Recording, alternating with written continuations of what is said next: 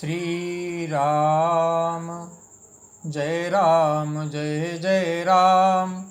श्री राम जय राम जय जय राम। श्री सीतारामाभ्याम नमः। आकर 4,84,000 जाति जीव जल थल नभ बासी। सिया राममय सब जग जानी, करऊँ प्रणाम जोरी जुग पानी। गोस्वामी तुलसीदास जी लिखते हैं, आकर 4,84,000, 4,84,000, आकर 4,84,000 अर्थात 84 लाख योनियों में आकर 4, आकर 4 का मतलब है 4 प्रकार के।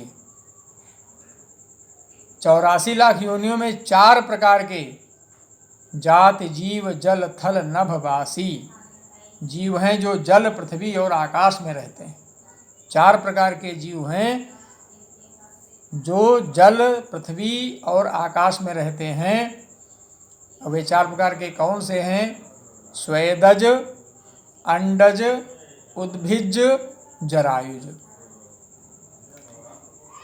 सिया राममय सब जग जानी, करऊँ प्रणाम जोरी जुग पानी।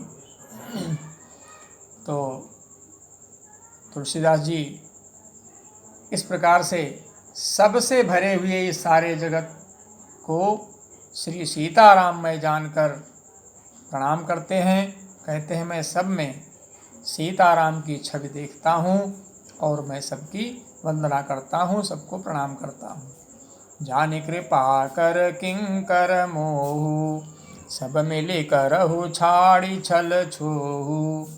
निज बुद्धि बल भरोस मोहि नाही, ताते विनय करऊँ सब पाही।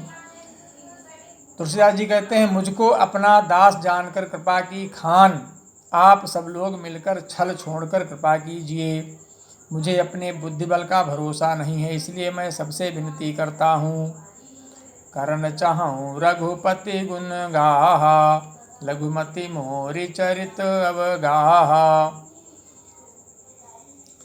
कहते हैं मैं रघुपति गुण गाहा, मैं श्री रघुनाथ जी के गुणों का वर्णन करना चाहता हूँ। करना चाहता हूँ लघुमति मोरी, परंतु मेरी बुद्धि बहुत ही लघु माने छोटी है। और चरित अवगाहा, और श्री राम जी का जो चरित्र है वह अथाह है। तो अथाह चरित्र का वर्णन करने के लिए मेरी बुद्धि उपयुक्त नहीं है, पूर्ण नहीं है, बहुत ही छोटी बुद्धि है। फिर भी मैं वर्णन करना चाहता हूँ, इसलिए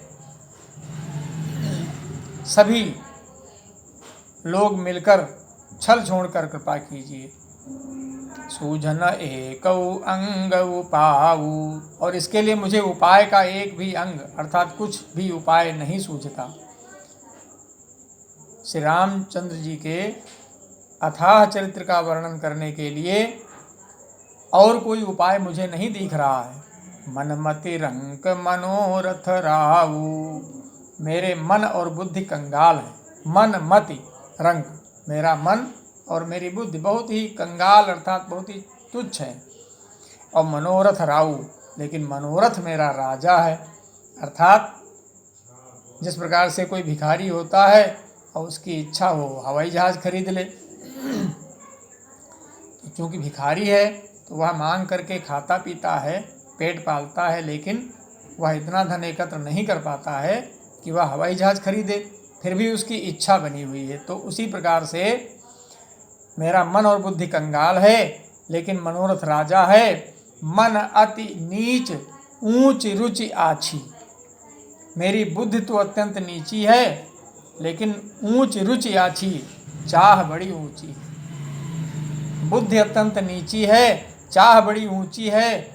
चही अमीय जग जुरई न छाछी, चाह तो अमृत पाने की है, किंतु जगत में जुड़ती छाछ भी नहीं है। मैं चाहता हूँ अमृत पान करने को मिले, लेकिन छाछ तक नहीं मिलती। छमी ही सज्जन मोरी ढिठाई, सभी सज्जन मेरी ढिठाई को क्षमा करेंगे। सुनिहि बाल बचन मन लाई, और मेरे बाल वचनों को मन लगाकर प्रेम पूर्वक सुनेंगे। अब देखिए, बाबा तुलसीदास जी परम ज्ञानी हैं, फिर भी अपने को कहते हैं बाल वचनों को, अर्थात बच्चों जैसे वचन, बच्चों के समान, अर्थात अल्प बुद्धि से जो वर्णन मैं करूँगा, तुलसीदास जी कहते हैं अल्प बुद्धि से जो वर्णन मैं करूँगा उसको सभी लोग सुनेंगे। जो बालक कहा तो तरी बाता, सुनहि मुदित मन पितुवरु माता। कहते हैं जैसे बालक जब तोतले वचन बोलता है तो उसके माता पिता उन्हें प्रसन्न मन से सुनते हैं। सुनहि मुदित मन पितु और माता, पिता और माता बड़े प्रसन्न मन से सुनते हैं। और हंसी हैं क्रूर कुटिल कुविचारी, किंतु क्रूर कुटिल और बुरे विचार वाले लोग जो दूसरों के जे पर दूषण भूषण धारी, जो दूसरों के दोषों को ही भूषण रूप से धारण किए रहते हैं, अर्थात जिन्हें पराये दोष ही प्यारे लगते हैं, जिन्हें पराये दोष ही प्यारे, जो दूसरे लोगों में दोष की ही खोज किया करते हैं, अर्थात उनके लिए दूसरों के दोष ही उनका आभूषण है, ऐसे लोग तो हंसेंगे ही। जो निंदक हैं वे निंदा तो करेंगे ही, बुरे लोग बुराई तो करेंगे ही, लेकिन हम तो अपना कार्य करेंगे। हमें श्री राम जी के चरित्र का वर्णन करने की प्रबल इच्छा है, इसलिए अपनी मति के अनुसार, अपनी अल्प बुद्धि के अनुसार जो भी मैं वर्णन करूँगा उसे आप सभी लोग ध्यान से सुनेंगे। निज कवित्त के ही लागननी का, सरस हो अथवा अति फीका। कहते हैं रसीला हो अथवा फीका। अपना कवित्त अर्थात अपनी कविता किसे अच्छी नहीं लगती, चाहे वो सरस हो और चाहे फीकी हो। अपनी कविता तो सभी को अच्छी लगती है, किंतु जे पर भनिति सुनत हर शाही, लेकिन जो दूसरों की वाणी सुनकर, दूसरे की भनिति, भनिति का मतलब कही गई बात, रचना सुन करके हर्षाही हर्षित होते हैं, ते वर पुरुष बहुत जग नाही। ऐसे वर पुरुष, ऐसे उत्तम पुरुष इस संसार में बहुत नहीं हैं, ऐसे उत्तम पुरुष इस संसार में बहुत नहीं हैं। जग बहु नर सर सरि सम भाई, इस संसार में बहुत से नर कैसे हैं, तालाबों और नदियों के समान। जग बहु नर सर सरि सम भाई, हे भाई इस जगत में तालाबों और नदियों के समान मनुष्य ही अधिक हैं। जे निज बाढ़ी बढ़हि जल पाई, जो जल पाकर अपनी ही बाढ़ से बढ़ते हैं, अर्थात अपनी ही उन्नति से प्रसन्न होते हैं। जिस प्रकार से तालाब और नदियाँ जब उनमें जल अधिक हो जाता है तभी उनका महत्व दिखाई पड़ता है, और ऐसा लगता है कि इस समय ये तालाब और ये नदियाँ प्रसन्न मुद्रा में हैं क्योंकि उनमें जल भरा होता है, तो वे अपनी ही बाढ़ से प्रसन्न होते हैं। सज्जन सज्जन सकृत सिंधु सम कोई, देखि पूर विधु बाढ़ई जोई। किंतु सज्जन सकृत सिंधु सम कोई, किंतु समुद्र के समान कोई एक विरला ही सज्जन होता है। समुद्र की तुलना सज्जन से की गई है और तालाबों और नदियों की तुलना यहाँ तुच्छ मनुष्यों से की गई है। कहते हैं समुद्र के समान कोई एक विरला ही सज्जन होता है, जो देखि पूर विधु बाढ़ई जोई, जो पूर्ण चंद्रमा को देख करके बढ़ता उमड़ पड़ता है। सभी लोग जानते हैं कि पूर्णिमा के दिन, जिस दिन चंद्रमा रात में पूर्ण होता है, उसी दिन समुद्र में ज्वार आता है। ज्वार मतलब बाढ़ आती है। तो ऐसा क्यों है? चंद्रमा को देखता है पूरा तो उसे भी प्रसन्नता होती है और वह भी अपनी प्रसन्नता में उमड़ पड़ता है, अपनी प्रसन्नता को रोक नहीं पाता है। तो इसका क्या अर्थ हुआ कि वह दूसरे की वृद्धि को देख करके बढ़ता है, अपनी वृद्धि करता है। और जो दूसरे की वृद्धि देखकर जलते हैं वे दुष्ट होते हैं। इसलिए समुद्र को यहाँ समुद्र की तुलना सज्जन से की गई है।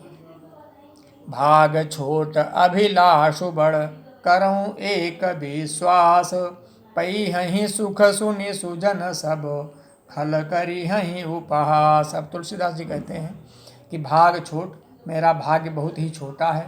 अभिलाष बड़, अभिलाषा बहुत बड़ी है। करऊं एक विश्वास, परंतु मुझे एक विश्वास है कि पई हहीं सुख सुनि सुजन सब। मुझे क्या विश्वास है कि इसे सुन करके सज्जन सभी सुख पावेंगे और सब खल करी हैं उपहास, और जो खल हैं अर्थात दुष्ट हैं वे हंसी ही उड़ाएंगे।